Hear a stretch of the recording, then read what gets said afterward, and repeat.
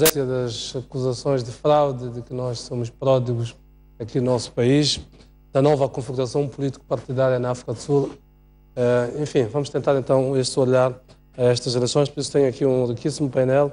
Boa noite a todos. Dr. Irael Undine, Dr. Ernesto Pacuaca, Dr. Mohamed Yassin, Dr. Ali Jamal, aos quatro então, agradeço então pela presença e pela oportunidade de podermos partilhar o vosso conhecimento e experiência à volta deste tópico em particular. Muito bem, como se diz, vou começar pelas mulheres, em primeiro lugar, pelo género. Dr. Irael, começo por si. Já sabemos, o ANC teve o seu pior resultado da história democrática, portanto, da nova democracia sul-africana, à escala nacional.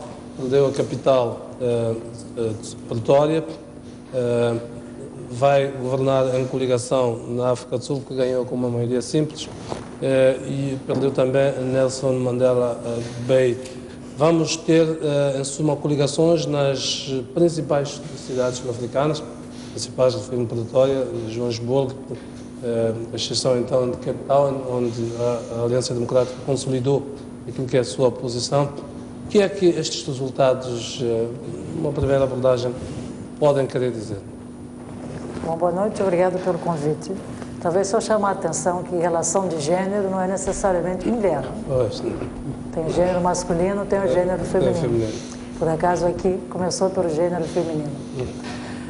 Eu penso que é interessante, né, a consolidação da democracia na África do Sul, trazendo recados bastante fortes para o partido no poder e mostrando a adaptação de outras forças à realidade política.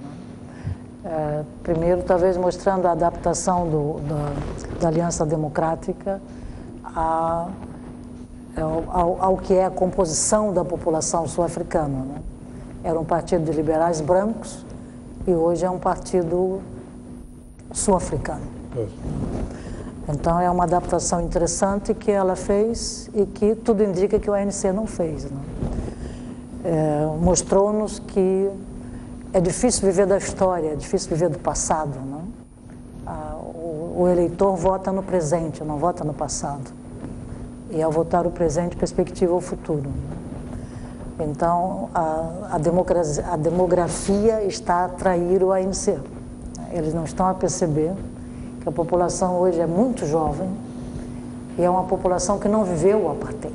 Não tem as referências históricas. Não tem as referências históricas, os sacrifícios, as glórias do passado não fazem sentido a essa população. A população vive o presente e quer perspectivar o futuro. Então, o presente, infelizmente, é uma crise econômica muito forte, uma governação bastante duvidosa, né, pouco afeta aquilo que nós chamaríamos de trazer o bem-estar para a população, um alto nível de corrupção, e é isso que esse eleitorado jovem está a ver hoje, a falta de oportunidade de participação na vida pública do país, no sentido de inserir-se na economia. Então, a minha percepção é que o ANC está muito centrado no passado e não está conseguindo entrar no presente para poder perspectivar o futuro. Então, viver do que eu fiz no passado, a um jovem de 18 anos a 35 anos, que é a grande maioria dos eleitores, é um erro bastante grande de análise para ganhar eleições, né? Muito bem, vou voltar para o Dr. Ali Jamal, também queria introduzir aqui. E ouvir a sua análise relativamente a estes resultados que estamos a ver. Já se dizia que podiam ser um teste da popularidade do ANC e de Jacob Zuma.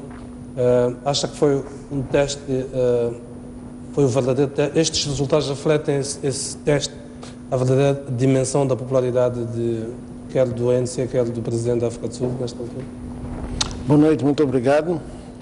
Eu creio que há muitas coisas que nós podemos dizer.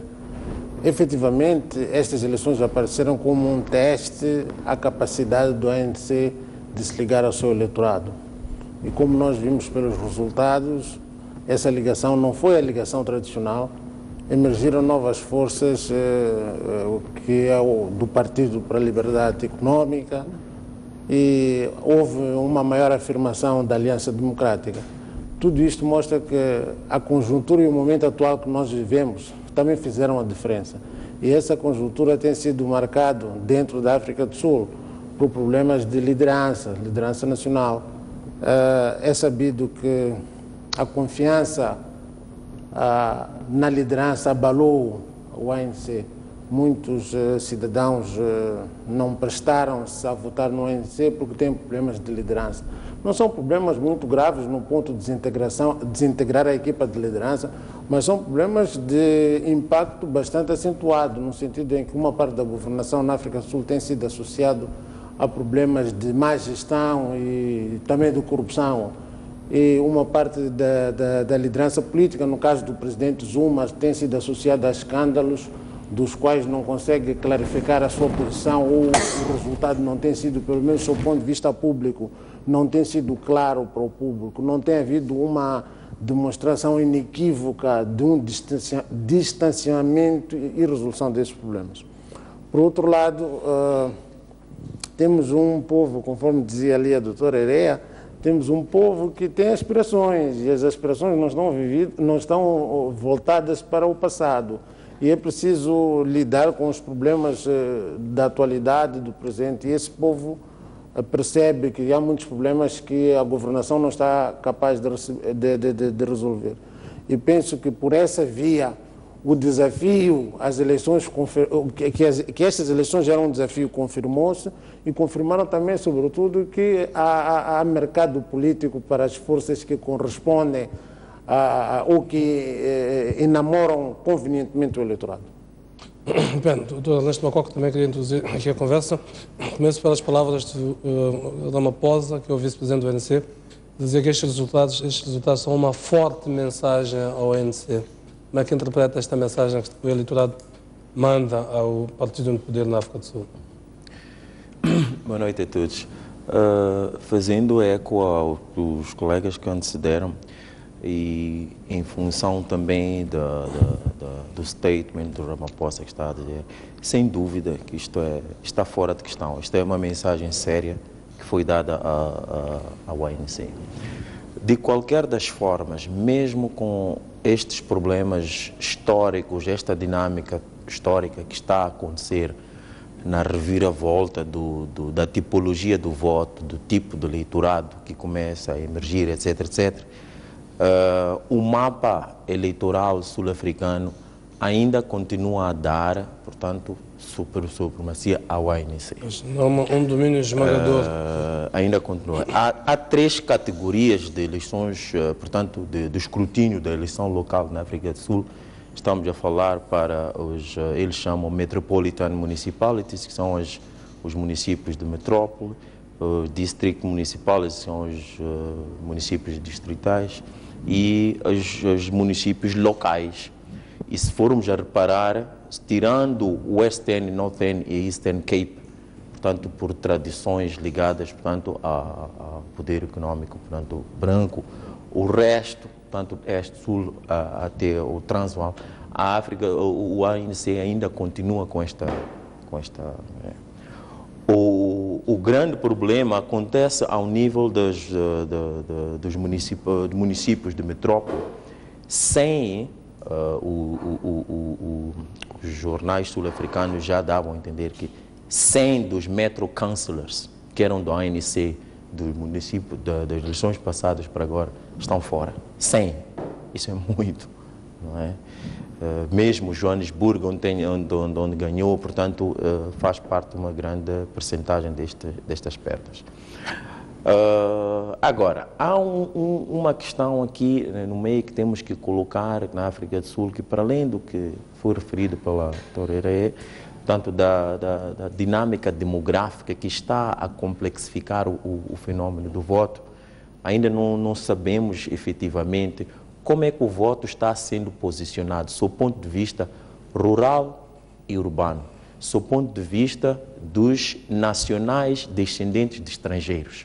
Então, estas dinâmicas ainda faltam por ser apuradas. As segundas gerações. Exatamente, exatamente. De qualquer das formas, há um lado também na contenda que tem a ver com o lado da dinâmica econômica.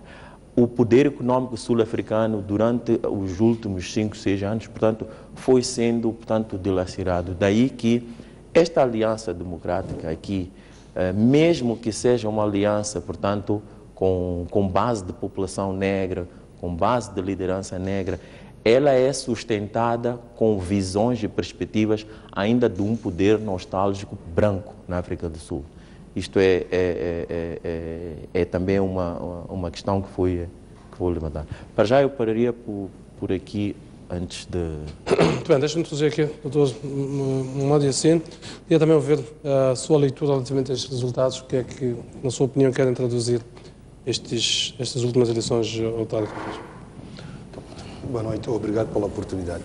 Primeiro, eu penso que houve um crescimento na percepção política por parte do povo sul-africano e quebrou também o receio de partir para novas aventuras, no sentido de que a confiança que o ANC tem é uma confiança nacionalista, olhando para aquilo que é um movimento de libertação, um movimento que entende que é uma obrigação moral por parte da população, especialmente a população negra, que é a maioria, em votar para o ANC, independentemente daquilo que possam ser as suas ações no terreno. Então, esta confiança que o ANC seguia sempre que vem um processo eleitoral foi agora quebrada, porque no terreno sentimos que a própria população, de maioria negra, optou por produtos novos, do ponto de vista de produto político novo.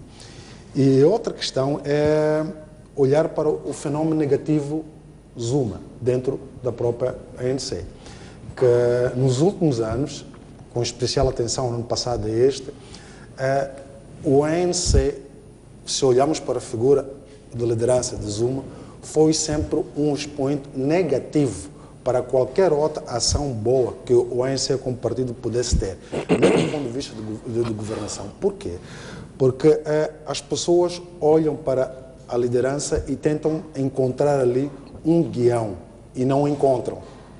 Então, este resultado pode estar a dar, não quero olhar no sentido de que dá um sinal amarelo para o ANC, até pode ser, mas dá esperança também aos outros partidos, porque, afinal de contas, é possível enfrentar o ANC usando o mesmo eleitorado, que o ANC muitas das vezes usa para ganhar as eleições.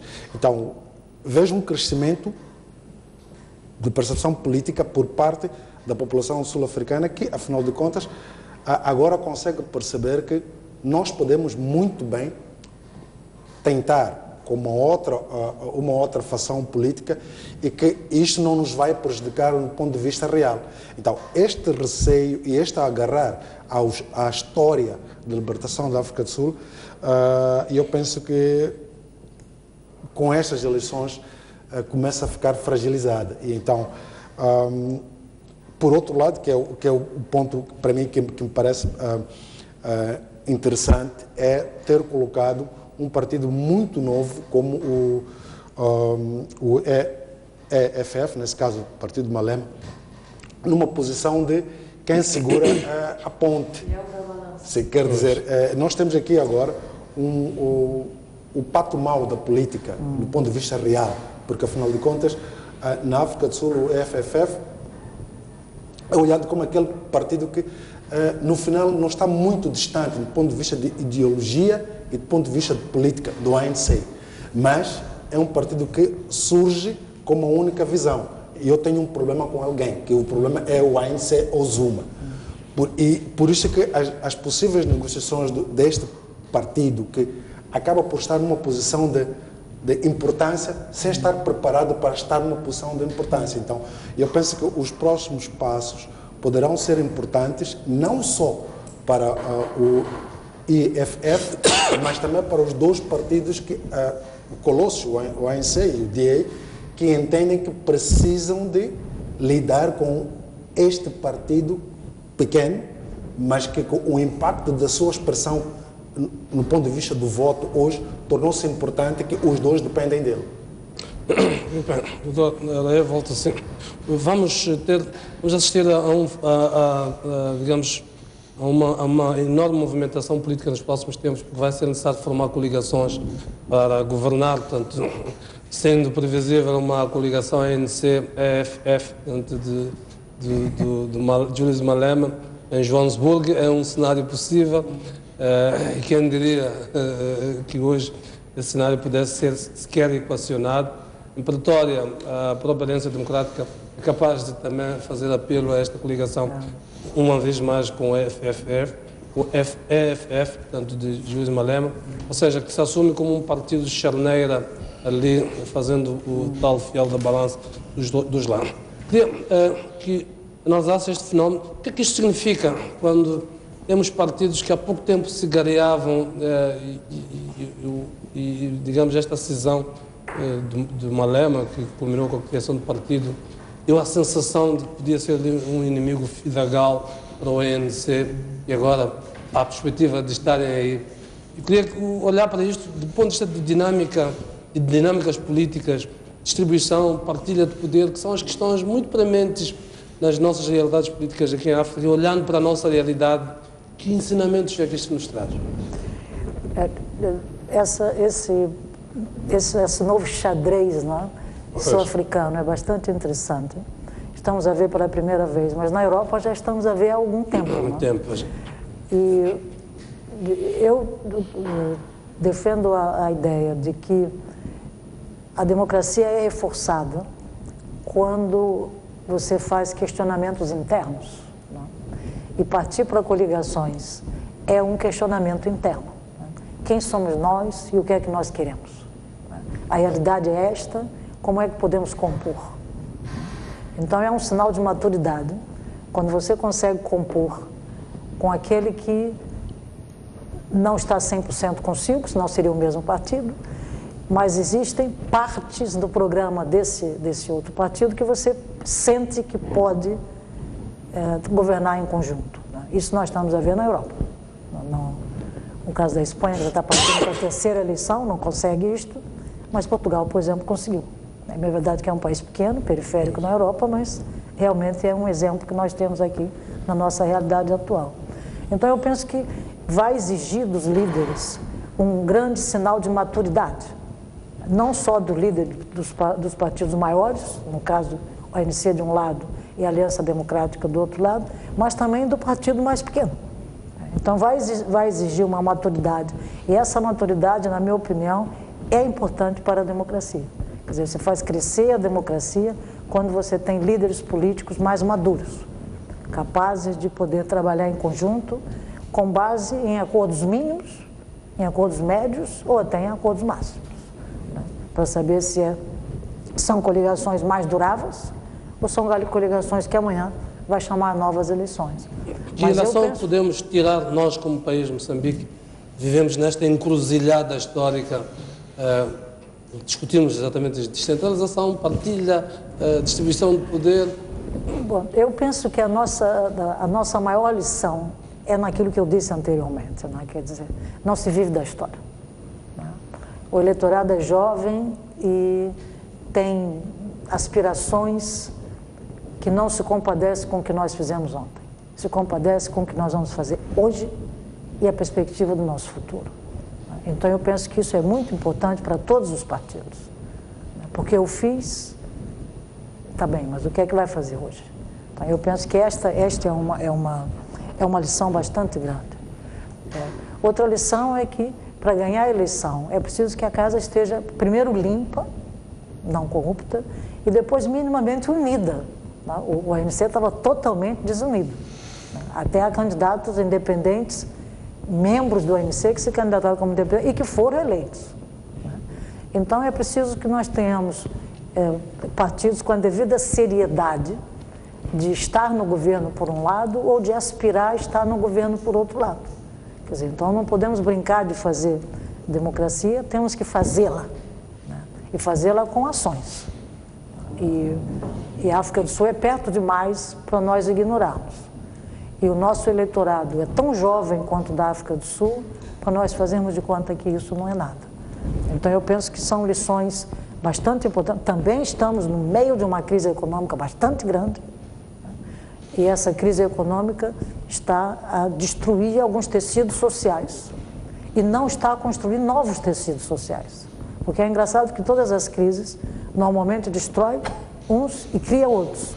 No nosso caso, mesmo na África do Sul, está a destruir alguns, né? Estamos a ver pequenas empresas a fechar, estamos a ver indivíduos e grupos sociais com situações bastante difíceis, mas não estamos a ver nada ainda a ser criado. Então, em princípio, estamos numa situação de muita destruição de um bem que foi criado em mais ou menos 20 anos de democracia, mas não estamos ainda a conseguir ver uma perspectiva de construção. Quer dizer, nesse momento vemos muito a cair e muito pouco a mostrar como é que podemos subir e subir para que nível e com quem e para onde. Então é muita incógnita, é bem verdade que as nossas eleições só serão daqui a 2 anos, mas é preciso que os nossos políticos, seja lá de que cor partidária for, pensem um pouco nisso, que começa a ser o momento de construir e não só de destruir. Bem, doutor Ali Jamal, volto a si.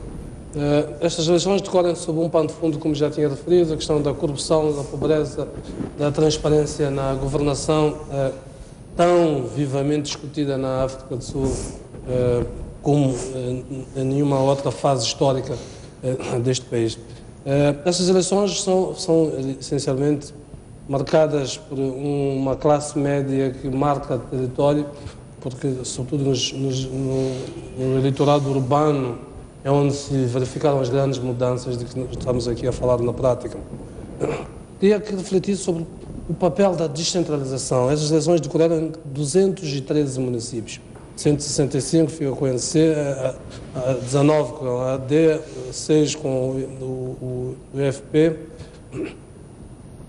O papel que a descentralização desempenha nas dinâmicas políticas em democracias muito precárias como as nossas, onde a questão da distribuição e partilha de poder tem sido uma questão muito melindrosa nesta altura. Ok. Bom, penso que a primeira coisa que temos de fazer é separar um pouco os municípios. Dizia ali há pouco tempo que temos os municípios distritais, locais e metropolitanos. E penso que cada um destes tipos de municípios tem as suas especificidades. Por exemplo, se relacionarmos a dimensão urbana com os municípios, vamos ver que foi lá onde que a Aliança Democrática conseguiu bons resultados, em Pretória e em Porto Elizabeth. Agora Nelson Mandela, Bahia de Nelson Mandela. Então, isso talvez tenha uma relação com esta dimensão urbana do eleitorado, um eleitorado mais aberto, um eleitorado que acompanha a política no dia a dia e que exige responsabilização dos dirigentes. E a responsabilização, às vezes, passa por este tipo de punição.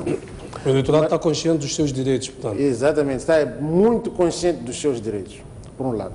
Por outro lado, é preciso separar um pouco o ANC daquele ANC grande, já dissemos que mantém o controle em quase 50% e 54% do voto, daquilo que acontece nesses diferentes tipos de municípios. Porque a linguagem tradicional foge um pouco das dinâmicas destes municípios e o fundamental, penso que, está na qualidade do serviço prestado, naquilo que dizemos resultados da governação, o delivery, o que o povo ganha com este delivery. E o povo apercebe-se que ganha pouco, a qualidade dos serviços que são oferecidos pelos municípios são baixos. E a partir daí, o povo associa isto a esta problemática de liderança e diz que, bom, este partido ou os candidatos destes partidos estão incapazes e, na mensagem eleitoral, também não mostra ênfase nos principais problemas que o eleitorado quer. Então, é preciso ler um pouco o eleitorado, um bocado em todo o país. Mas eu creio que foi um bom teste. E esse teste, o primeiro resultado que vai produzir este teste é que vai produzir um esforço da liderança do ANC, sobretudo do ANC, em procurar visualizar aquilo que é possível fazer para que a imagem do partido não continue a arrastar-se negativamente nas massas vis-à-vis o processo nos próximos 2 anos, de um lado. Do outro lado, nós temos também que ter a consciência que a expectativa na África do Sul, e isto pode também recair sobre o outro partido, não é? Mas a expectativa na África do Sul foi sempre elevada, a expectativa do povo.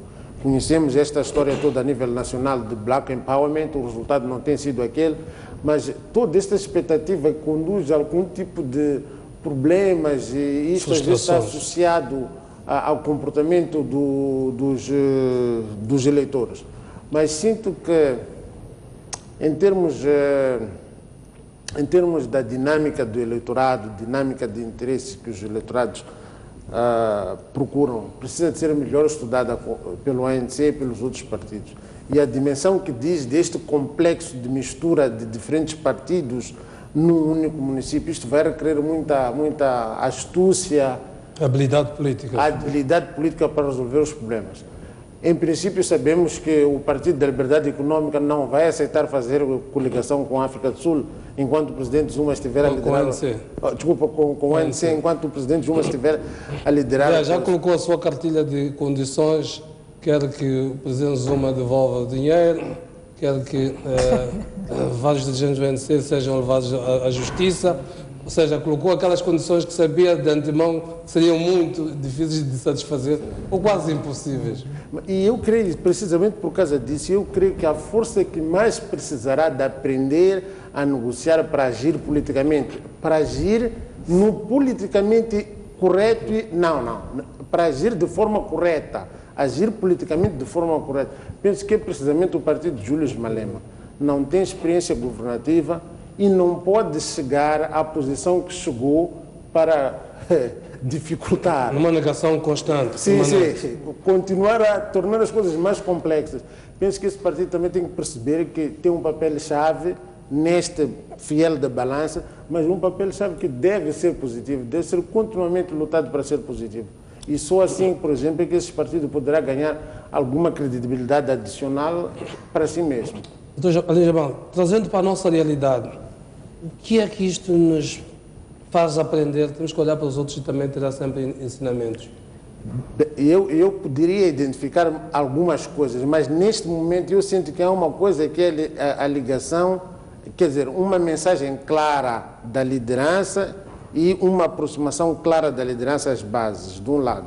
Do outro lado, é preciso oferecer o delivery que o povo precisa, e este delivery deve ser acompanhado com o melhoramento das condições que as pessoas vivem.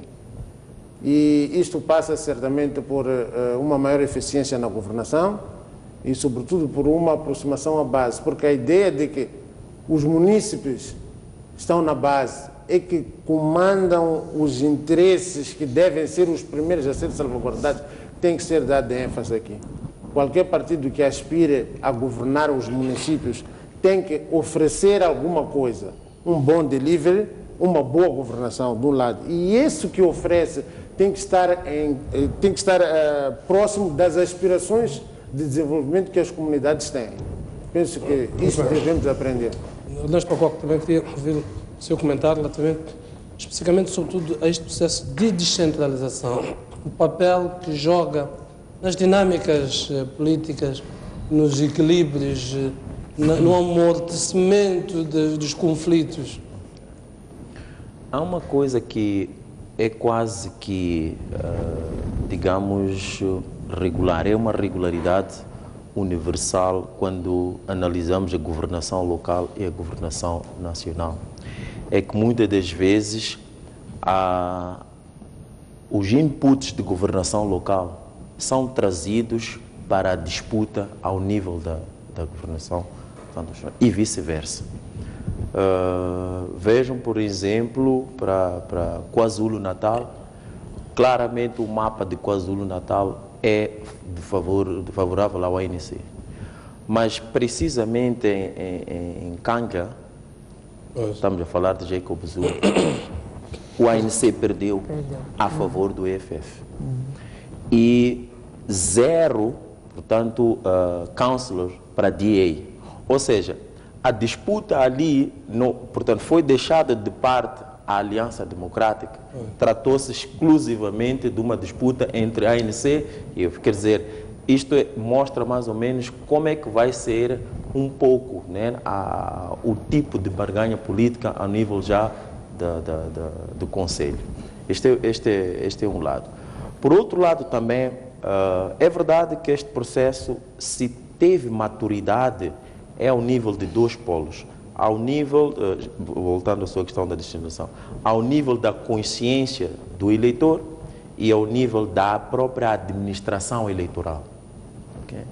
Mas as próprias campanhas eleitorais, a própria dinâmica que foi acontecendo ao nível da oferta do produto político, foram mais de questões, aspectos do campo nacional do que propriamente para aquelas questões ligadas, portanto, a infraestruturas de transporte, saneamento, etc. Portanto, foi a disputa do campo político nacional que foi trazida para o contexto local que determinou bastante, né, nestas eleições. E aí, portanto, vamos por um paradoxo, é que ao mesmo tempo que o processo de descentralização sul-africana está muito mais avançado, mas o conteúdo dessa disputa política, o conteúdo dessa oferta e demanda, portanto, ainda continua, portanto, subejamente trazido pela barganha da política nacional. Este é um lado. Agora, se formos a reparar, por exemplo, para o caso moçambicano, por exemplo, nós temos a questão da administração eleitoral, que ainda é um grande problema, né, em Moçambique. Mas a África do Sul praticamente está intocável a questão da administração eleitoral per si. Não é?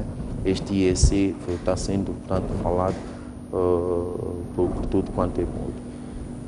A descentralização em Moçambique é uma descentralização, portanto, que vai ao nível de processos administrativos do que propriamente processos fiscais e políticos. Na África do Sul já não. Portanto, o balanço do conteúdo da descentralização política, administrativa e fiscal, etc., está lá. Mas o problema é o cidadão, como é que está a perceber esta demanda ao nível local. Daí é que eu falava, por exemplo, desta interferência, mas muito grande mesmo, do conteúdo da política nacional ao nível da política local. Muito bem, assim também eu vi o seu comentário, relativamente à questão da descentralização nesta dinâmica nova na África do Sul e os paralelismos sempre connosco, que é deste lado. O que é que nós podemos aprender destas eleições sul-africanas e, sobretudo, desta nova configuração política? Bom, olhando para aquilo que é a dinâmica sul-africana, e às vezes sou obrigado a pensar no seguinte: qual é o caminho que nós estamos seguindo? Se é uma descentralização ou uma desconcentração, porque às vezes é muito complicado perceber para onde é que nós estamos indo. E eu olho e penso que o nosso país, infelizmente, está mais apostado na desconcentração do poder e confunde com descentralização. Enquanto que a África do Sul, porque o poder, mesmo na altura do apartheid, já estava desconcentrado, foi fácil entrar para a descentralização, dar uma continuidade, afinal de contas, é uma continuidade da descentralização e poder se sentir do ponto de vista real, porque não podemos dizer que o novo governo trouxe a descentralização, porque ela já existia, mas a continuidade desta descentralização tem um acompanhamento político e nós sentimos isso na diferença política dos grupos que lá atuam. Ou seja, se formos ver, desde que o ANC assumiu o poder, em nenhum momento Cape Town esteve na mão do ANC, o que significa que, olhando para Cape Town, continua a haver uma tentativa do ANC de penetrar este lugar e assumi-lo como seu, e há também uma vontade por parte da Aliança Democrática do ponto de vista do local. E isto também joga muitos outros fatores que são menos bons para o ANC em Cape Town, principalmente a questão do modelo ou estilo de eleitorado que existe em Cape Town. Mas se conseguir perceber o que é que se pretende no país com esses dois modelos, aí, se for mesmo descentralização que se pretende, ou que se diz ser, nós podemos tirar alguns pontos. O primeiro ponto que é importante para mim, neste caso, é preciso recordar que sou político ativo, então sempre que for a falar posso estar a puxar um pouco para o meu lado, porque foi uma proposta nossa a questão da descentralização em Moçambique, e que está sendo feita, mas o que se pode dizer é que a descentralização também tem que olhar para alguns pressupostos, entre eles o demográfico e econômico. Então, se nós pudermos olhar para uma descentralização, perdão, usando os fatores que determinam qual é o ponto inicial para descentralizar, então o país vai sair a ganhar. Por outro lado, se for uma descentralização do ponto de vista político ou de vantagem política de quem está a governar, sem olhar para o realismo no terreno, então mais uma vez estaremos a pecar. O que nós poderíamos tirar de positivo na África do Sul e que muitas vezes foi proposto para se olhar para aquele modelo, pode baralhar o xadrez político de Moçambique, tendo em conta que este modelo é perpetuado com o objetivo de tirar uma vantagem política em certos pleitos, principalmente o pleito eleitoral. Então, nós não poderemos tirar vantagem se continuarmos com o mesmo pensar politicamente, porque para tirar vantagem desse modelo de descentralização, nós próprios devemos mudar o pensar, e eu não quero acreditar que somos, até hoje, tão capazes de pensar assim, mas é um desafio. Muito bem. Essas eleições tiveram lugar em 213 municípios.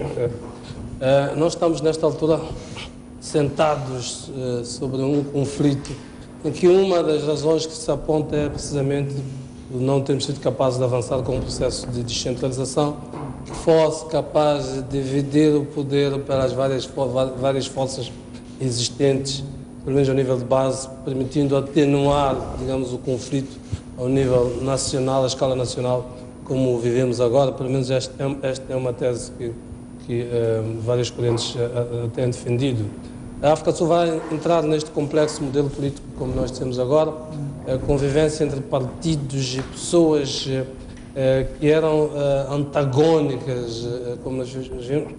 Esta articulação entre governos centrais e municipais, que já existia, mas na gestão de grandes cidades, até agora é uma experiência nova. É este o caminho que nós temos de seguir ou não? Eu penso que aqui tenho talvez 3 ou 4 pontos. A descentralização na África do Sul tem dinâmicas locais, né? E já se cristalizou. Então não é nada de ontem e nem é algo que surge com o fim do apartheid. Nós podemos, quando olhamos para a configuração da África do Sul, era já bastante descentralizada, com áreas muito específicas de influências. Então, e essas influências continuaram de uma certa maneira. Então, às vezes a gente se pergunta se foi o processo de descentralização que criou dinâmicas locais ou se foram dinâmicas locais que obrigaram ao governo já no apartheid de descentralizar. Então, aqui no nosso caso, quando se pensou a reforma do Estado, né, porque já estava a se discutir a paz no fim dos anos 80, 90, então era preciso reformar o Estado. Então, quando se pensou em reformar o Estado, né, eu quero pedir desculpa ao meu querido Yacine, mas nós pensamos na descentralização. Né, e trouxe-se, depois de muito estudo, trouxe-se a discussão e trouxe-se uma proposta de legislação, que até foi aprovada. E essa legislação, em 94, quando ela foi aprovada, ela vinha refletir aquilo que era um estudo que se fez sobre as dinâmicas do próprio Estado. Nós temos um Estado que é bastante, como é que eu vou dizer, não é um Estado descentralizado no sentido administrativo, mas é um Estado já descentralizado no sentido da sua composição. inclusive no sentido da percepção. No sentido não, administrativo até é muito pouco. Não? Nós temos poucos municípios. Não? Mas na composição e na percepção que o cidadão tem na sua ligação com o Estado, nós temos um Estado bastante descentralizado. Então, foi essa realidade que fez com que eu tive o privilégio de participar nesse estudo e fez com que nós trouxéssemos a ideia da descentralização e que pode parecer um paradoxo, mas era a descentralização para unir melhor o Estado, unir a partir de baixo. Então, nós tínhamos essa sensação, todos nós conhecemos a história e sabemos que não foi bem assim que ficou. Havia questões com a Constituição e quando se reformou, trouxe uma outra configuração. Mas este é o caminho para amortecermos o nível de conflitualidade? Naquela altura, quando nós estudamos e trouxemos essa ideia, que eu hoje penso que foi cedo demais, muito cedo demais, talvez, a ousadia foi muito grande. Mas era exatamente para que não se criasse mais conflitos. Então, você teria a possibilidade de criar, de dar a abertura para elites locais, as tais dinâmicas locais, como eu chamei, para poder governar nos diferentes locais onde elas fossem eleitas pelos locais. Então, você começaria a criar, de baixo para cima, uma elite que depois subiria para outros níveis ou não, consoante as dinâmicas locais. Bom, isso é história, não foi o que aconteceu. Então, hoje, o que é que nós temos e o que é que nós podemos aprender? Eu penso que existem bases muito grandes e até necessárias para que o país seja mais descentralizado do que esse pequeno exercício que nós já temos. Doutor Lígia, também queria colocar uma pergunta mesmo. No final dos anos 80, mais ou menos, a Assembleia Popular aqui em Moçambique aprovou a chamada Lei das Autarquias Distritais. Havia esta ideia de que o processo avançasse já nessa altura, depois houve um recuo, optou-se em 1997 pelo gradualismo, se observa até hoje. Este ano o Comitê Central da Frelimo recomendou uma das suas decisões, um aprofundamento da reflexão sobre a descentralização. Está em cima da mesa, nesta altura, uma equipa escolhida pelo Presidente, ao nível partidário, é certo, para discutir a questão da descentralização. Sempre tendo como horizonte que o diálogo político tem, de alguma maneira, presente esta matéria. Pergunto-lhe se um caminho como este da África do Sul, de descentralização à escala nacional, é este o nosso caminho para amortecermos um pouco alguns dos conflitos que nós temos. Obrigado. Bem, eu penso... dividir o poder por toda a gente que o reclama. Sim, sim. Eu penso que nós, de facto, precisamos de resolver esses conflitos e evitar outros conflitos. De facto, precisamos fazer um sistema pelo qual o sentido de pertença e o sentido de participação comece lá embaixo. Mas quando esta ideia, esta vontade para evitar novos conflitos e para harmonizar mais o Estado nasce no nosso país, eu acho que nasce já com um problema muito sério. Primeiro, a nossa administração pública, e aqui eu enfatizo, a administração pública não está no comando deste processo. E o processo da administração, de descentralização, tem que ter o comando da administração pública. Quem tem um comando é o setor político. Este é o primeiro dado. O segundo dado é que o conteúdo da nossa administração também se fez na dimensão top-down. Do conteúdo da nossa descentralização se fez na dimensão top-down e ainda hoje se reflete grandemente como é que isso funciona. Toda a parte financeira, excluindo talvez as grandes cidades que melhoraram um pouco. É apenas Maputo. Sim, é apenas Maputo. Do ponto de vista da autonomia, é apenas Maputo. Então, tudo isto... Não é Maputo, não. Sim, sim. Tudo isto tem algum impacto a nível de base. E as elites nacionais, é preciso dizer isto com toda a franqueza, as elites nacionais ainda não estão dispostas a entregar tudo a nível de base. A maneira como são escolhidos as lideranças, o tipo de as lideranças não, os candidatos a nível de base, a maneira como as coisas são feitas, leva-me a assumir que nós devemos ter algum cuidado aqui. A ideia de um Estado descentralizado é bom, mas eu sinto que o Estado moçambicano hoje ainda não tem os alicerces para descentralizar como nós queremos. E isto, aliás, vem reconhecido naquela lei de 97, quando fala do gradualismo. E o gradualismo na criação, à medida que formos consolidando, vamos abrir mais, mas também o gradualismo na atribuição de competências no que diz respeito à descentralização. E aqui que estava ligado com a questão que ele estava a dizer. Nós, por exemplo, já abrimos municípios há muito tempo, mas os municípios ainda não gerem o setor de educação, nem o setor da saúde.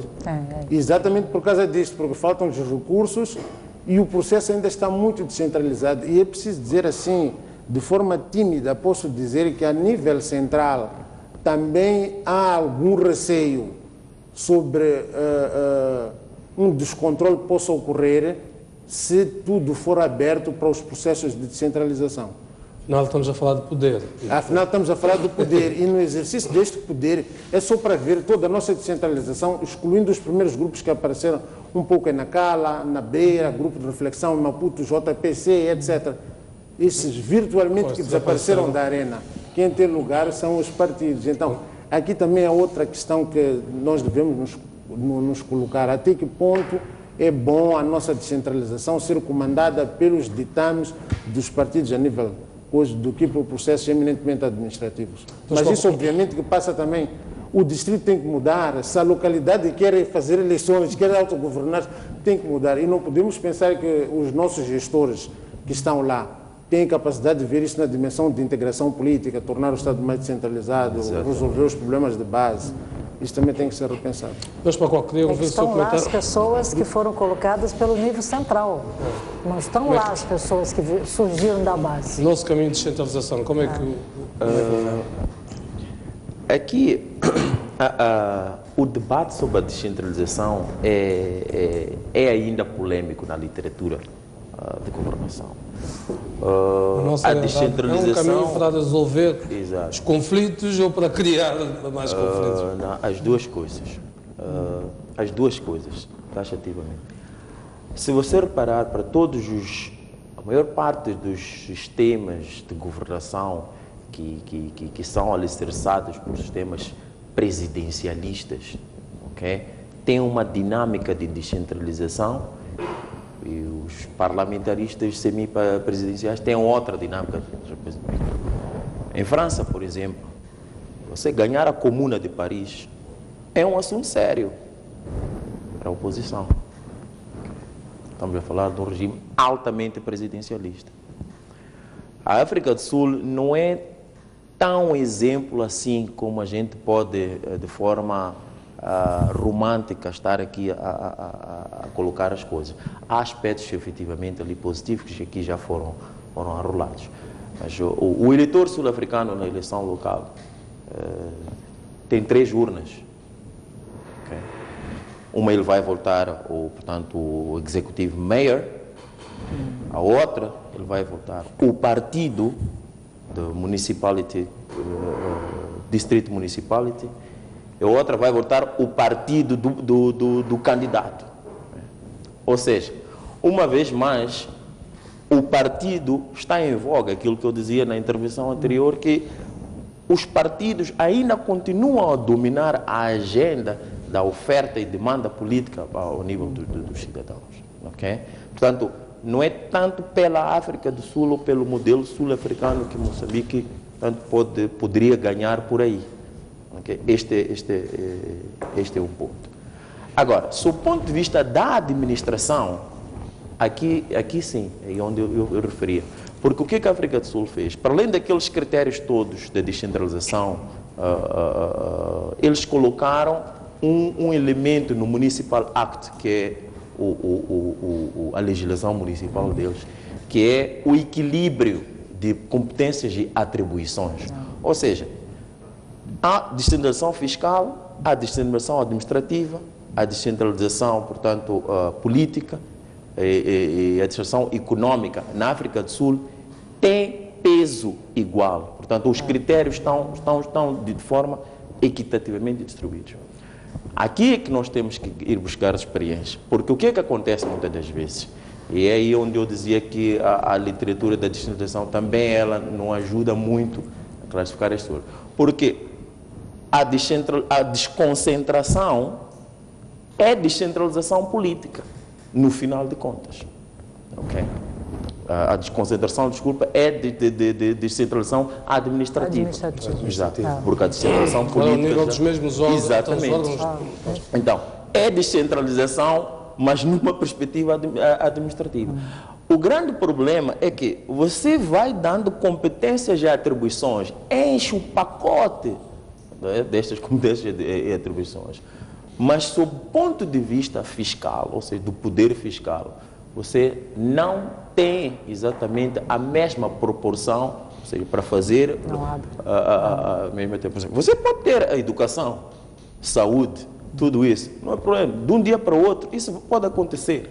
Mas como é que você vai capitalizar os recursos sob o ponto de vista, primeiro, fiscal? Ok?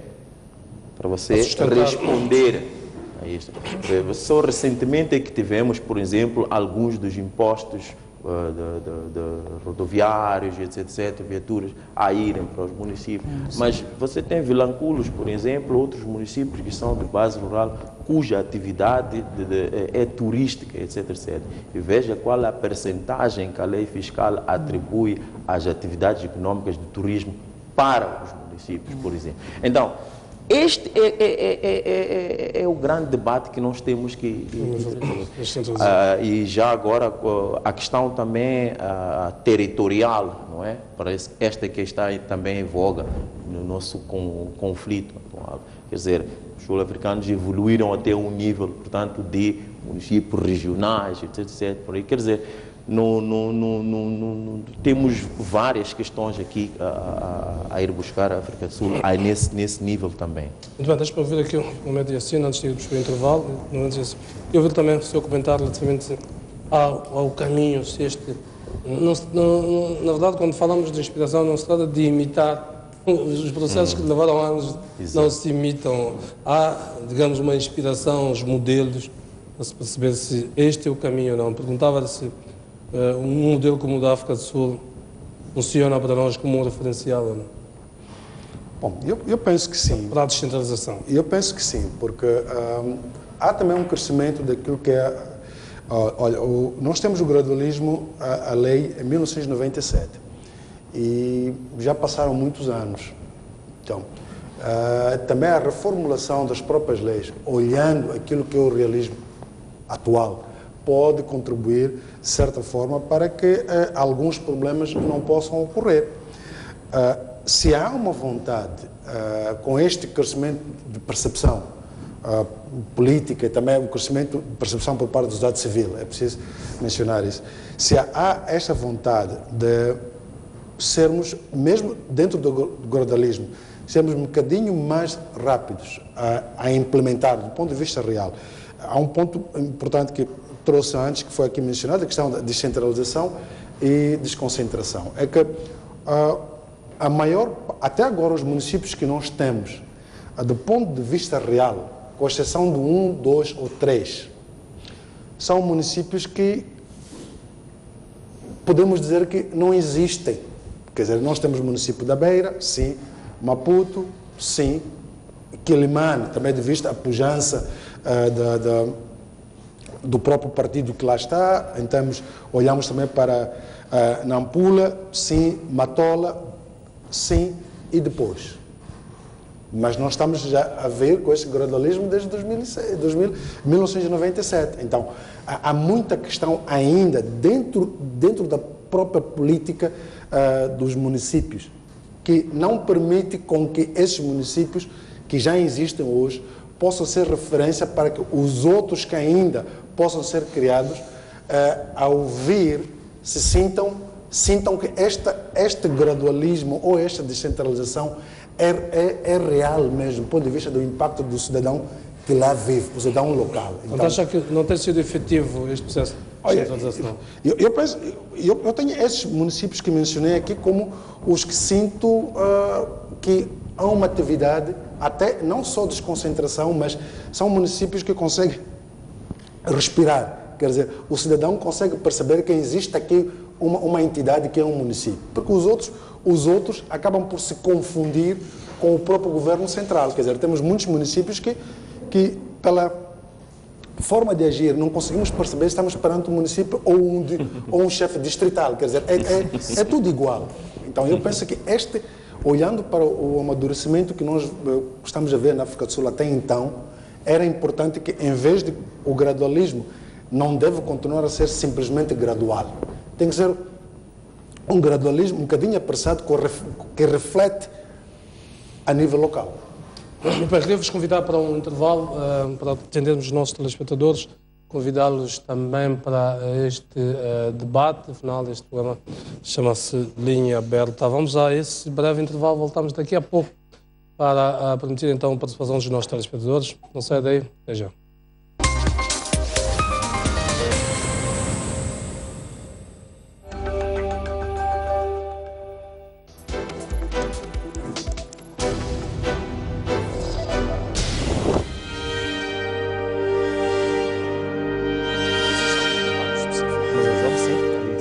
Um país faz-se de confrontos de ideias. Nós somos a ajuda do governo agora. Choramos por muita água, choramos por pouca, choramos sem água. Da pluralidade de opiniões. De uma ou de outra forma, as coisas têm que andar. Vamos evitar essa questão de eu tenho um negócio, depois de amanhã torna-se um elefante branco. Não é possível formar um empresário, um empreendedor em um dia. Para outro sítio também. Nosso autocarro até aos 5 anos, aos 2 anos está arrebentado. Falar é muito simples e trazer dados também é a coisa muito simples. Mas vamos à prática, não é o que se verifica o que está a dizer. Há muitos jovens que começam e têm vontade de continuar, mas não vão a lugar nenhum. O debate da nação é desta diversidade de pensamentos que é Moçambique. Essa diversidade. Empreender não são pequenos negócios de barraco, qualquer coisa. Nós estamos a destruir.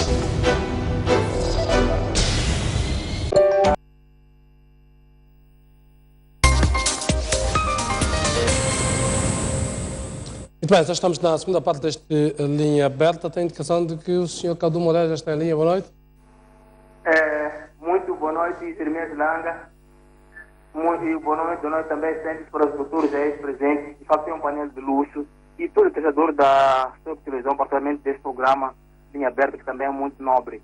Bom, o que eu notei, né, efetivamente, o que aconteceu na África do Sul, nas eleições autárquicas, acho que imperou mais, se calhar, aquilo que acontece também cá em Moçambique, em que as pessoas são fracas em relação ao partido. Então, o partido é que projeta a pessoa, nesse caso, o candidato.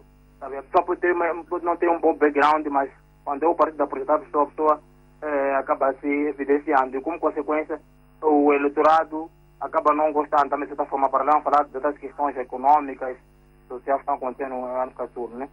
Também, esse desaire nessa situação pode ter também efeito dominó aqui em Moçambique. Só que o que me faz eu não, em algum momento, também não admitir essa hipótese é que a condição dos nossos órgãos eleitorais. São todos eles partidarizados.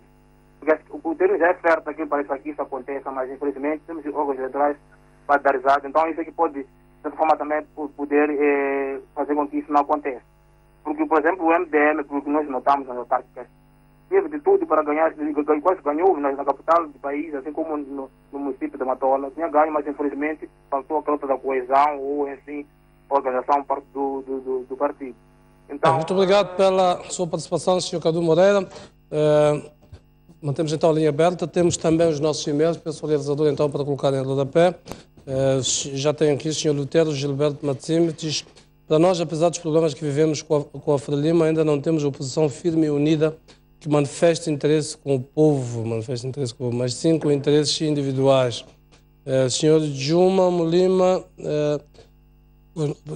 boa noite, Jeremias. Os povos africanos já acordaram. Esta é a chamada de atenção para Moçambique, Angola e Zimbábue. Vou em encontro de um telespectador que nos liga na condição de anonimato do Partido Maputo. Boa noite. Boa noite, Jeremias.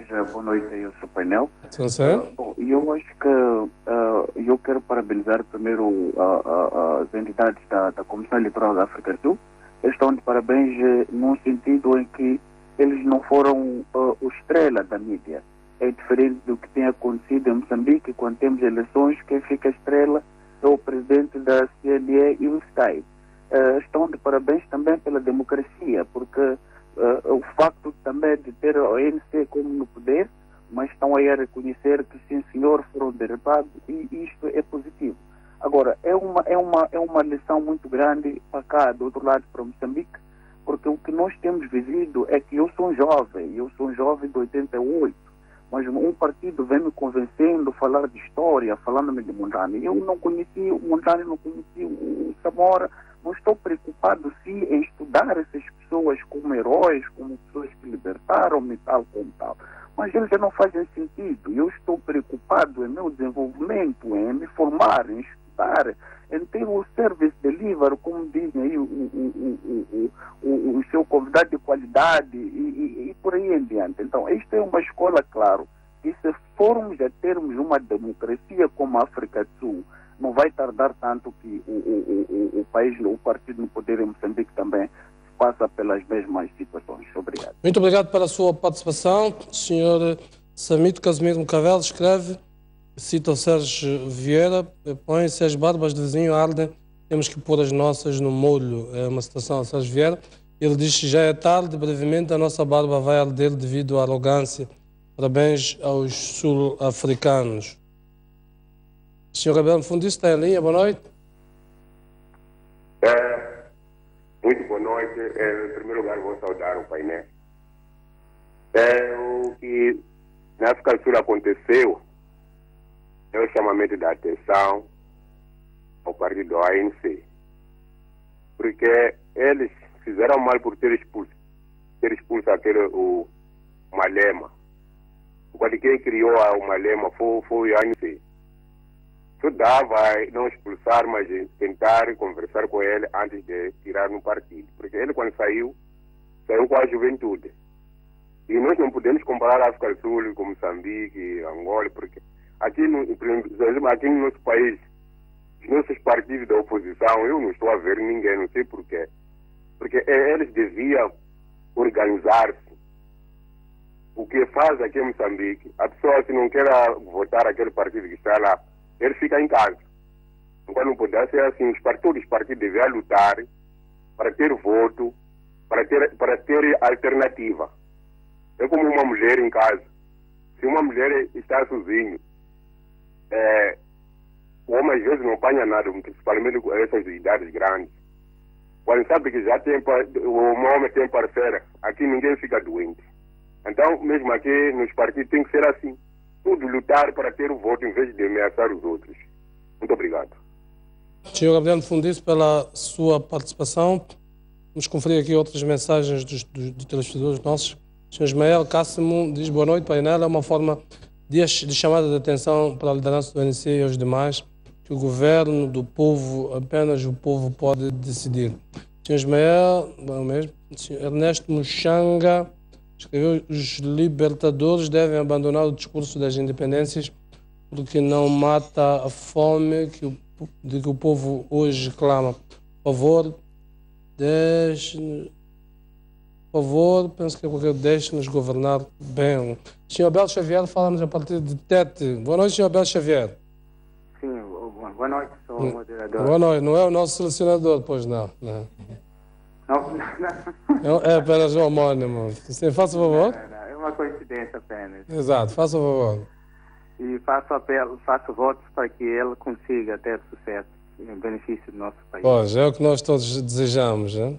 Os nossos mambas. Como também ele faz, o seu desempenho é para nosso benefício. Discutimos os problemas endógenos para soluções endógenas. Por favor, Sr. Abel Xavier. Sim, eu penso que o debate está muito bom. Muito bom mesmo. Eu peço a Garcia que desse um pouco mais de palavra à senhora Irandino. Não sei assim como se pronuncia. Ela também, no princípio, desse poucas palavras dela, mas ela tem muita coisa a dar, razão pela qual, numa das intervenções, ela acabou tecendo algumas correções a respeito do colega dela, ao lado. Ela fez uma coisa, mas é um pouco mais de palavra dela, deixa muito pouco. Agora, quanto à essência, eu penso que a questão da descentralização e desconcentração, nós estamos a falar desses aspectos. E a maior parte da sociedade não percebe quais são os pressupostos de uma desconcentração e de uma descentralização. Os pressupostos, cada um desses itens rege-se por um pressuposto. O que preconiza uma desconcentração? O que preconiza uma descentralização? O que perpetua? A descentralização perpetua a concentração? Ou então, se a concentração retira, a desconcentração retira, quer dizer, dá autoridade, o que dá autoridade sobre uma outra coisa? Então, em primeiro lugar, eu penso que os panelistas deviam, nós temos aí na sociedade moçambicana atendendo o nível de alfabetos, pessoas alfabetas que nós Conhecimento desses conceitos. Muito bem, muito obrigado. Penso que está claro. Vamos ter a ocasião de esclarecer certamente isso. Sr. Hassan Osman diz boa noite, cumprimentando ao apresentador e ao painel. Esta forma de se fazer eleições na África do Sul é de saudar. Para o partido no poder e para alguns que se julgam vitalícios, a mensagem é bem clara e é para ser estudada. Francisco Samito diz estão de parabéns sul-africanos pela mudança revolucionária. Esta lavagem cerebral que os partidos libertadores em África precisam para saberem que o povo merece o melhor e o poder é do povo. Penso que é esta questão. Tem outras mensagens aqui.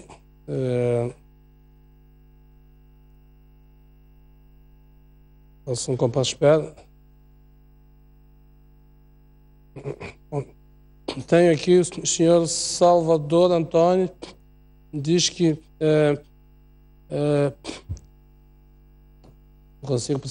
os partidos libertadores deviam aprender desta lição que a África do Sul, que nos é proporcionada na África do Sul, como disse a doutora Iraé, é preciso começar a olhar para o presente e deixar a história para os manuais.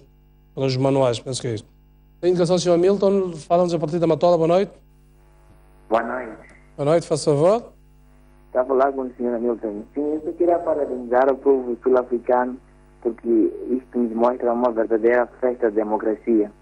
Porque os nossos partidos africanos libertadores devem perceber, porque devem perceber o seguinte, que se não fossem eles a libertarem a África, algum partido viria. Então, tem que se mostrar a democracia no verdadeiro sentido.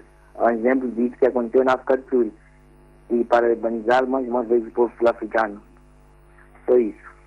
Muito obrigado pela sua participação. Vamos então conferindo outras mensagens que vamos recebendo aqui dos nossos telespectadores. Estou com aqui alguma... senhora... penso que é Maito, penso que é isso. Boa noite. Os resultados eleitorais da África do Sul são de facto de uma expressão do poder que os jovens têm na determinação dos rumos de um país. No entanto, não acredito num possível efeito dominó para os países da região, porquanto o xadrez político me parece um tanto ou quanto diferente. Em Moçambique, os atos da oposição não são suficientemente inspiradores para os jovens. Tenho indicação de um telespectador na condição do anonimato que nos fala a partir daqui de Maputo. Boa noite. Sim, boa noite. Boa noite. Sim, eu queria intervir, faz favor. Sensei, faz favor. Sim, boa noite, queria intervir. Quero intervir, faz favor. Pode falar, sim, estamos a ouvi-lo. Não, eu só queria frisar aqui 2 pontos. Exato. Quando um pai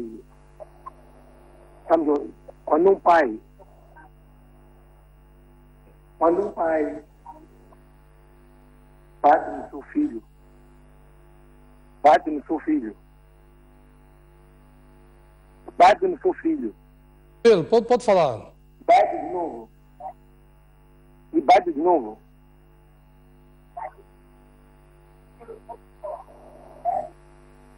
Então o filho zanga. Quando o pai vai ao serviço, o filho até pode levar a escova dele, escovar a pia.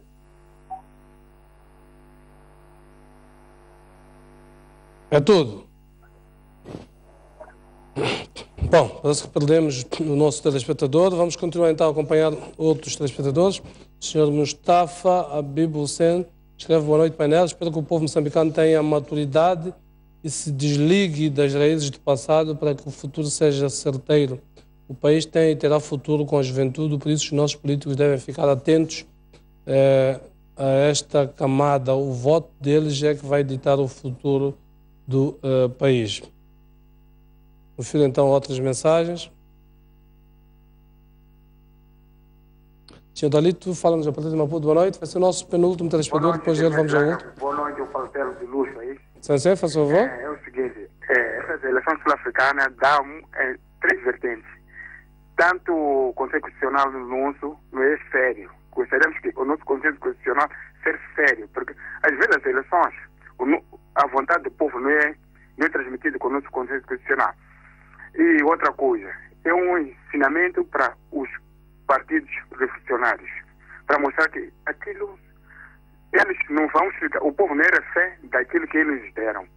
Se eles foram à mata, libertaram a nós, é para o bem-estar do povo. Mas o que está a acontecer em muitos países da África, África Ocidental, não é aquilo que estão a exprimir, não é o bem para o povo. O que está a sobressair é o grupinho minorário deles. O povo está a sofrer, meu irmão. Então, o povo sul-africano agiu muito bem a mostrar ao mundo que eles são verdadeiros democratas. E vou lembrar uma coisa. De início, o povo Zulu apoiava o Inkatha. Mas o Inkatha desapareceu do mapa, porque eles confiaram no governo do Nelson Mandela. E agora eles estão a mostrar ao Zuma que eles não são estáticos. Eles vivem com o presente, vivem com aquele trabalho. Então, povo moçambicano, vamos exprimir a nossa vontade nas próximas eleições, porque daqui a nada vamos ter as autárquicas. Vamos exprimir e apertar o cerco para o nosso Conselho Constitucional, para ser livre e transparente. Muito bem, muito obrigado pela sua chamada. Podemos atender o último telespectador desta noite. Estou a ter aqui algumas dificuldades do ponto de vista dos e-mails, estão muito lentos, mas já tenho aqui Ismael Nhacuqui. Olha, Jeremias, um grande ensinamento é que não existe segunda volta quando não se atinge 50%, o que poupa recursos financeiros. Os partidos são obrigados a criar coligações que garantam a estabilidade política e governativa. Isso abre espaço para a partilha do poder. 2. Ensinaram que a Comissão Nacional de Eleições deve ser imparcial, transparente, séria e partidária. 3. É necessário atribuir competências objetivas aos municípios, dando poder real a estes. Tem essa indicação do nosso último telespectador. Fala-nos a partir da Matola. Boa noite, na condição do anonimato. Boa noite, obrigado. Boa noite, faz favor. Bem, eu só queria dizer uma coisa tão simples como isso. Nós estamos a tentar tirar algumas ilações em relação às eleições sul-africanas. Mas, cá do nosso lado, nós estamos organizados, né?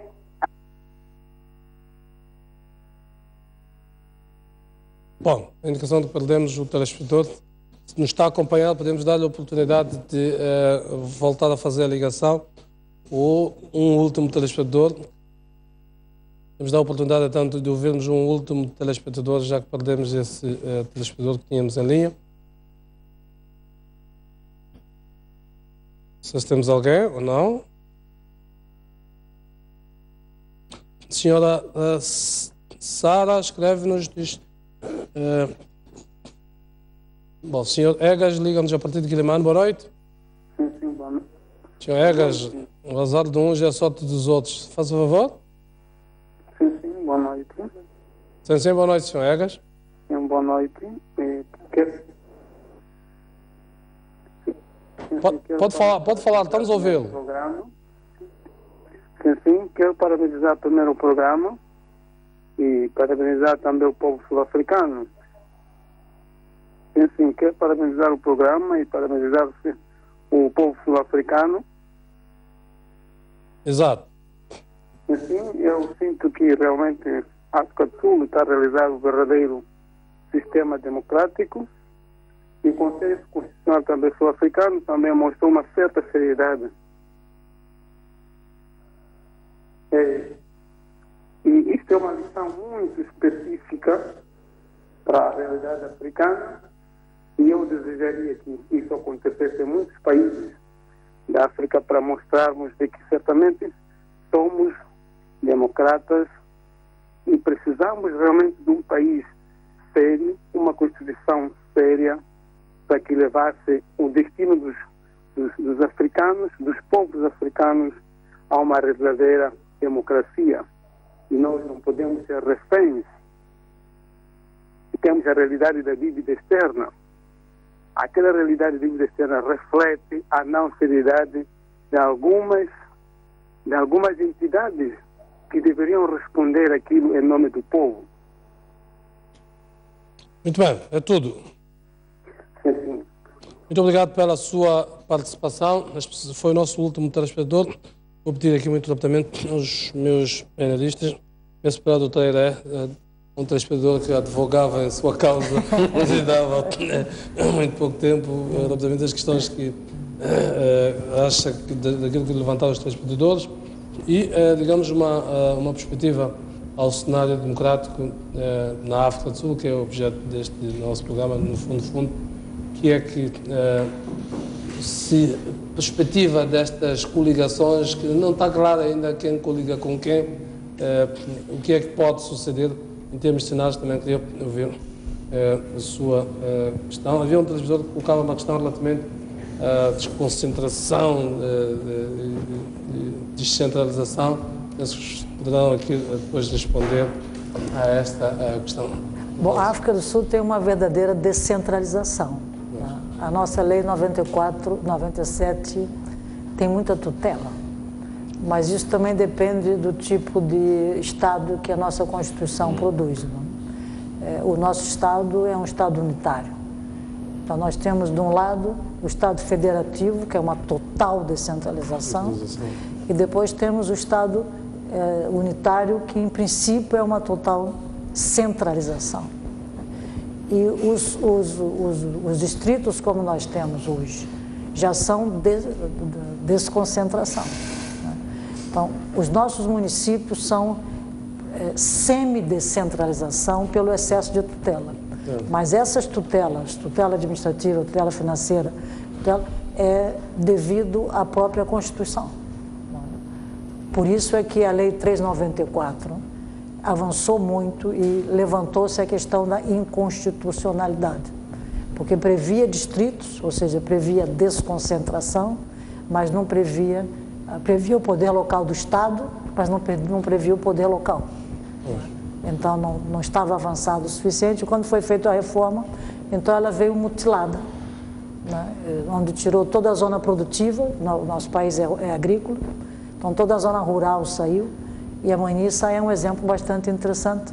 A zona produtiva que podia dar o vigor à Maniça ficou totalmente fora. Então essa é uma explicação para essa questão da desconcentração versus descentralização. Mas se olharmos para a questão da África do Sul, a África do Sul, desde a sua primeira eleição, ela tem tido um comportamento, o eleitor tem tido um comportamento, eu chamaria de bastante maduro. Né? Porque, veja bem, em princípio, até escolhia alguns partidos, por exemplo, o caso do Inkatha, e pouco a pouco esses partidos foram desaparecendo, né? E outros partidos foram se consolidando. O único partido que desde o princípio está lá é o ANC. E volto a repetir aquilo que eu disse no princípio, é o partido que não soube se modernizar. Quer dizer, 30 anos, quase 30 anos depois, em vez de estar consolidado, ele não está.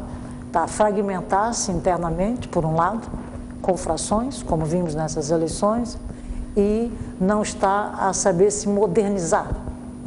Então, aonde são os grandes centros pensantes, está a perder eleitores, mas continua aonde são zonas mais rurais, aonde são zonas mais recônditas, eu vou chamar assim, se posso usar essa expressão. Mas dessas eleições, eu espero que traga mais um teste de maturidade, porque essa questão da fragmentação do poder que aconteceu, principalmente nos grandes centros, e queremos ou não, os grandes centros são uma espécie de lanterna, né? Mostram, acendem a luz e os outros estão a olhar. E aquilo que puder acontecer, aquilo que vai acontecer, porque vai acontecer, como resultado de possíveis coligações que forem formadas, eu penso que é uma lanterna que vai se acender com ecos na própria eleição geral, que é daqui a 2 anos. Quer dizer, vai ter a capacidade que esses partidos agora tiverem de coligar e nesses 2 anos poderem fazer uma governação que traga benefícios para a população local, não podemos esquecer que o município é o poder local. Isso vai mostrar o teste de maturidade para esses partidos, inclusive esses que agora avançaram bastante, como é o caso da Aliança Democrática, para um resultado mais positivo para ela própria nas eleições nacionais.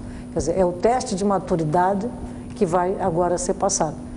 E volto a repetir, desde as primeiras eleições, realmente eles tiveram, o eleitor teve sempre um comportamento bastante maduro e bastante interessante. Quer dizer, foi cristalizando interesses, mas não foi ossificando esses interesses. Quer dizer, os interesses foram cristalizando a partir de mudanças, né? E o Inkatha é um grande exemplo disto. É um partido que praticamente desapareceu. Nossa, parou no tempo. Mas era um partido que representava uma província, né? Era a província do KwaZulu-Natal. E desapareceu e outros, então, foram aparecendo. Eu penso que a África do Sul tem nos demonstrado uma certa maturidade. Nas Macó, queria ouvir os seus comentários. Qual é a margem que dá de estas coligações problemáticas, porque ser-lo-ão, sem dúvida, não se constituírem, de conviverem harmoniosamente em grandes cidades que têm enormes responsabilidades? Mas também aquele episódio que houve, que não tivemos aqui a ocasião de comentar, de Pretória, em que a ANC impôs praticamente um candidato e houve aquelas manifestações e agora o veredito final veio da parte dos próprios eleitores. Exato. Sem dúvida que o tipo de choque, aliança, barganha que vai acontecer ao nível destas alianças vai decorrer da forma como elas surgiram ainda no período pré-eleitoral. Por exemplo, já dava o exemplo de Nkandja. Eu não estou a ver como é que isto, a curto trecho, vai ser resolvido, portanto, ao nível da administração municipal como tal, mas se não ao nível do partido, ou seja, fora, uma vez mais, o partido a determinar como é que a dinâmica executiva lá vai acontecer. Isso para dizer que há também algumas lacunas no processo. Estamos a falar de 25.388 inscritos, dos quais 18.654 votantes. Para os espectadores a dizer, ok, parabéns ao povo sul-africano, mas ok, parabéns aonde? Em quê? Ok? O processo decorreu sem sobressaltos, a administração eleitoral, volto a repetir, portanto, praticamente foi a célebre do processo. Se pararmos, por exemplo, a KwaZulu-Natal, gostaria de desafiar aqui a todos nós, quando sairmos, eu estava aqui ainda a ver algumas coincidências. Se verificarmos o mapa das ocorrências de xenofobia de KwaZulu-Natal e o mapa das prontificações para as eleições, vamos ver que são nos locais onde o ANC perdeu. O que é que isto significa? Muito provavelmente porque o ANC não tomou posição xenófoba a favor destas classes. Ou seja, são hipóteses. Então, é preciso ver um pouco o comportamento eleitoral, como é que ele variou na África do Sul. O sul-africano foi votar em quê? Portanto, não há, digamos assim, nuances homogéneas para os eleitores irem às urnas. Uma das coisas que vai safar a pergunta que me faz é que os sul-africanos, eles têm o Executive Mayor e o Municipal Manager. Isto é a partida... Todos eleitos. Exatamente. A partida vai criar condições, portanto, ou seja, é um modelo tecnocrata de construir a administração, portanto, ou a governação local. Isto que é uma mais-valia que vai fazer com que as disputas, portanto, não sejam tão a refém política assim como podemos pensar. Então, cabe-me... Eu vejo aí algumas situações que acho ser importantes. Primeiro, A primeira ilação que se pode tirar aqui é que o ANC não conseguiu ter os 60%, que normalmente tem tido nas outras eleições. E vejo também é o crescimento da Aliança Democrática com a mudança da liderança, onde Maiman passa a ser o líder, ou seja, passa a ser o líder negro num partido que sempre foi entendido como dos brancos. E há um discurso que ele trouxe agora nas eleições muito bom, que foi: se és racista e a tendência do seu voto ao votar para o DA é com o intuito de continuar com este racismo, então estás no lugar errado. Não vote para este partido, porque nós não somos o que tu és. Então, isto também deu uma certa abertura, porque acaba com aquele acasalamento que era entendido de que este partido é o partido dos brancos.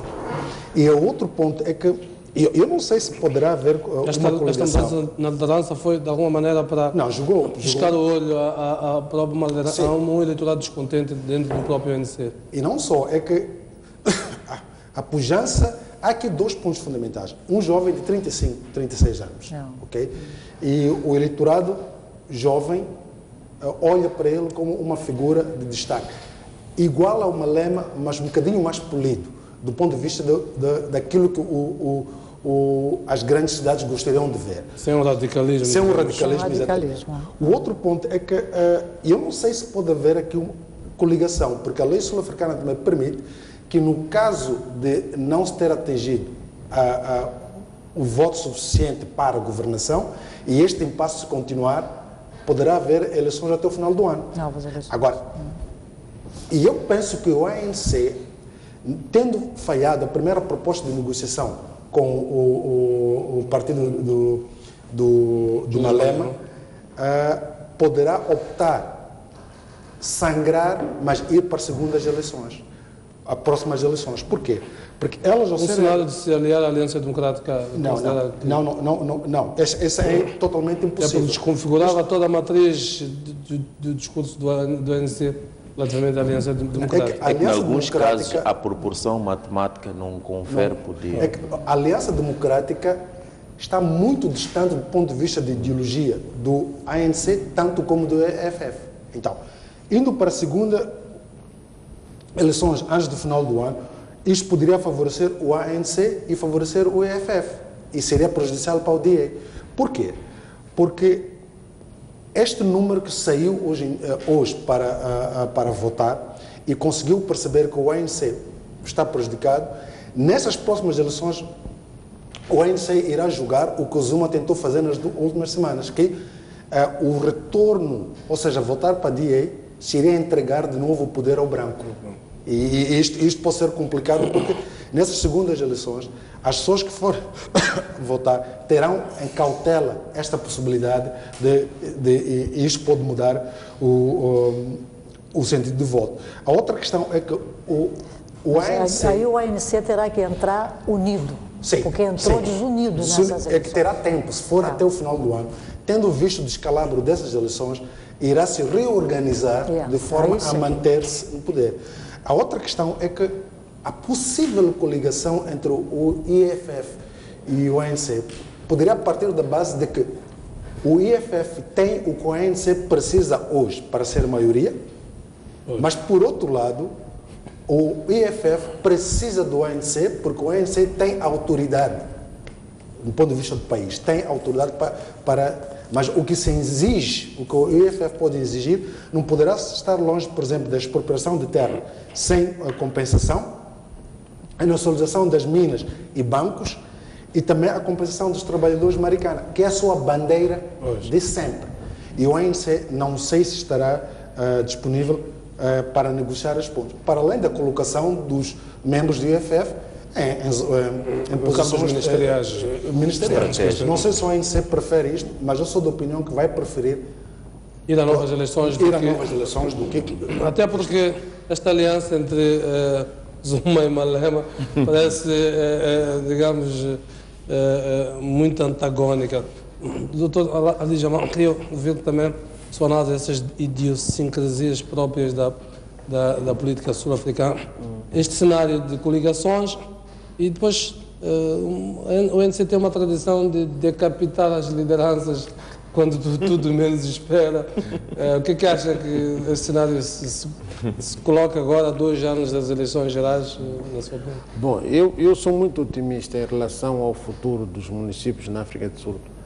Tenho convicção que, mesmo que haja grandes diferenças, há de haver alguma forma de viabilizar a governação ao nível desses locais.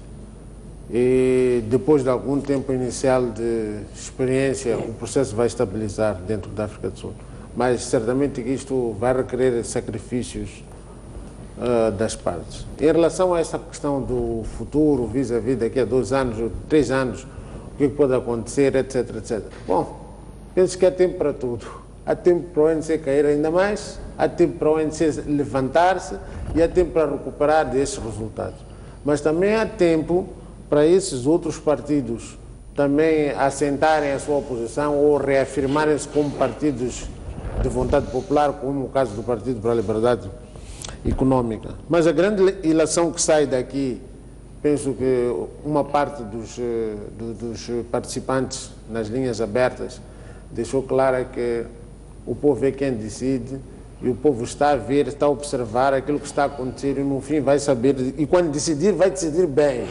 Então isto é uma chamada de atenção para os partidos e para as lideranças partidárias de que é realmente necessário em democracia quem se propõe a governar tem que realmente necessário estar perto do povo, no sentido de dar satisfação a níveis de desenvolvimento que o povo aspira a ter. O povo nunca se engana. O povo nunca se engana. Quero agradecer a vossa presença neste programa, este olhar às eleições sul-africanas, sempre prescrutando aquilo que tem similaridades com a nossa realidade aqui em Moçambique. Afinal, daqui a 2 anos somos nós, vamos ser chamados então a eleições, a este ciclo frenético de eleições, 2018, eleições autárquicas e 2019, eleições gerais. Estaremos aqui então a analisar em causa própria. Agradeço também aos nossos telespectadores que nos acompanharam esta noite, aos que telefonaram, aos que não conseguiram telefonar e aos muitos que enviaram e-mails que infelizmente não podemos lê-los ao longo do programa.